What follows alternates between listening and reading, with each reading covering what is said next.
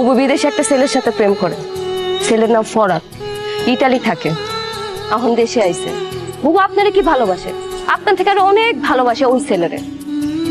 আপনার সাথে ফোনে কি কথা বলে বুবু? বুবু তো সারা রাত 24 ঘন্টা ওই ছেলের সাথে কথা বলে, হোয়াটসঅ্যাপ, ইমোতে। আপনি একটা কথা বলুন, আপনি বুবুকে যখন যখন ফোন দেন তখন তখন পান না তো? কারণ বুবু আমার ফোন দিয়ে ওই ছেলের সাথে কথা বলে। কেন জানেন? কারণ আপনি যেন অ্যানাদার কল ওয়েটিং এ না পান। আমার বুবু এখন কই আপনি জানেন? ওই ছেলের সাথে দেখা করতে একটা হোটেলে গেছে। আমার পাখি আমার হাতি ধরতে দেয় না, আবার আরেক বেটার লোকে আরেক হোটেলে যাইবো? না না, আমি এসব বিশ্বাস করি না। বুবু যে আপনার হাত ধরতে দেয় না, এটাও বুবুর একটা অভিনয়। বুবু আপনার হাত ধরতে দেয় না, কিন্তু ওই ছেলের সাথে একটা হোটেলে। আমার বুবু তো, আমি এর থেকে আর বেশি কিছু বলতে চাই না। ওই ছেলে বুবুরে ছবি পাঠাইছে, আমার ফোন দিয়ে মেসেজ করে দেখেন। আপনি যেন আমি এখনো আমার বুবুকে ফোন দিতে পারি, সে তো ওই ছেলের সাথে হোটেলে আছে। কি অবস্থা?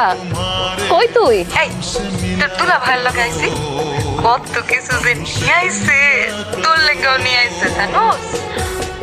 বাহ, ভালো তো। ভিডিও কল দিব।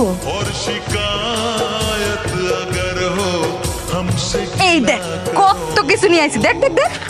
তুই যে মিজান ভাইয়ের সাথে এগুলো করছিস, তো একদম কাজটা ঠিক করিস নাই। মিজান ভাই খুব কষ্ট পাবে যদি এগুলো জানে।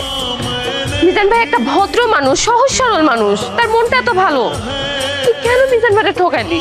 কোনটা ঠিক আর কোনটা বেঠিক ওইটা আমি খুব ভালো করে বুঝি। আকি তোর আমার এগুলো বোঝানো লাগবে না, আমার নিজের ভালো আমি নিজে বুঝি।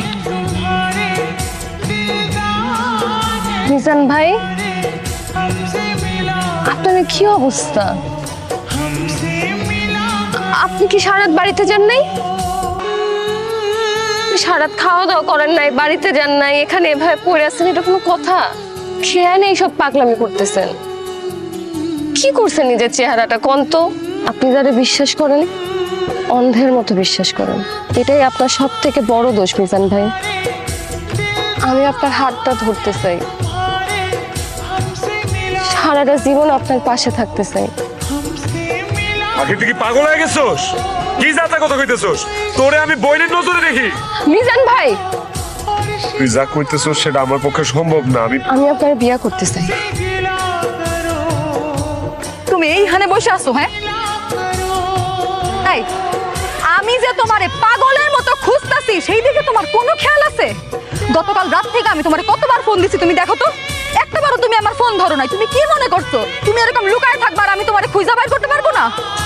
তুমি আসলে আমার কোনো খোঁজ খবরই রাখো না এখন। আর আমি কি করতেছি, কই আছি, তোমার জানার কোনো ইচ্ছাই নাই। গতকালকে আমি সারাদিন কই ছিলাম, কি করতেছিলাম, কোনো খোঁজ খবর নিছো তুমি আমার? একটাবার খোঁজ নিছো? তোমার লগে যে আমার দেখা করার কথা ছিল, আমি কেন আসতে পারি নাই, কই ছিলাম, সেটা জানার একটাবার চেষ্টা করছো তুমি? আমার তো সর্বনাশ হয়ে গেছে রে, আমার তো সবকিছু শেষ হয়ে গেছে, সব ধ্বংস হয়ে গেছে, আমার আগে সব শেষ হয়ে গেছে, সব ধ্বংস হয়ে গেছে। তুই কি কয়? কি হয়েছে গো? পড়াত আছে না, পড়াত ও তো বিবাহিত আকি, ওর দুটা বাচ্চাও আছে, ওর বউ আর ওর মধ্যে মিলমিশ হয়ে গেছে। এখন দুইজনে আমারে ফোন দিয়া খালি গালাজ করছে।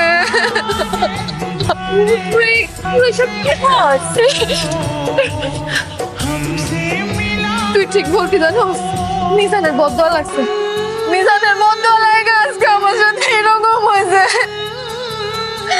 আমি কি করব? মিজান তো আমার ফোন ধরতেছে না। তুই কি মিজানের ফোন দে না, দে না। বুবু, আমি মিজানের ফোন দিতে পারবো না। আরে তোর বোন বিপদে পড়ছে, তুই তোর বোনের পাশে থাকবি না? হ্যাঁ, মিলমিশ করে দিবি না? বুবু, আমি আমার মিজানের ফোন দিতে পারবো না। হ্যাঁ, এই কি করলি তুই? তোর মিজান মানে আমি কি ভুল শুনছি? আবার কত এই আখি কি? বুবু, তুমি যা শুনছো ঠিকই শুনছো। আমি আমার মিজানের আর ফোন দিতে পারবো না।